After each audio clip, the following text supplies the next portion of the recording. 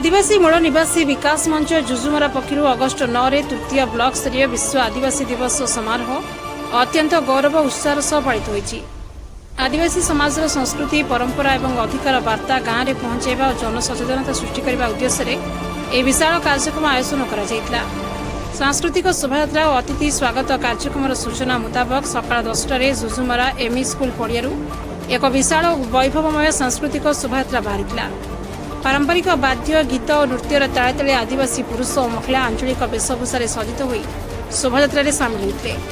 ए नगर परिक्रमा ME school पड़ियारू block छक और थाना छक दे आमंत्रित अतिथि को संबर्धित कर आरएमसी मार्केट यार्ड सभास्थल पर्यंत जाइतिला। विशाल सभा संवर्धना और सांस्कृतिक कार्यक्रम मार्केट यार्ड सभास्थल में आयोजित सभारे मुख्य अतिथि भाव फिलिप बुड़ और अतिथि भाव इग्नेश बाज जोग देते। यह व्यतीत लालमणि लुगुन साबान बंकर राजेन्द्र कुजूर प्रमुख मान्यगण्य व्यक्तिविशेष जोग देते। सभारे संबोधन कर अतिथि माने आदिवासी समाज भाषा संस्कृति परंपरा संवैधानिक अधिकार एवं शिक्षार विकास उपर सकारात्मक आलोचना करते। ब्लॉक विभिन्न मेधावी छात्र छात्री तथा क्रीड़ाविद को अतिथि द्वारा सम्मानित करा जायतिला। यह सहित मनोरंजन पर आकर्षणीय सांस्कृतिक कार्यक्रम अनुष्ठित होता।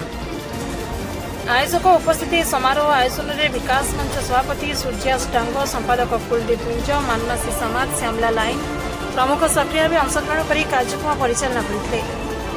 प्राय 3000 ऊर्ध्व व्यक्ति जोगदे लोकों साधारण जोगदान और आंतरिक सहयोग जो समग्र कार्यक्रम अत्यंत सफल और सार्थक हो पारिला।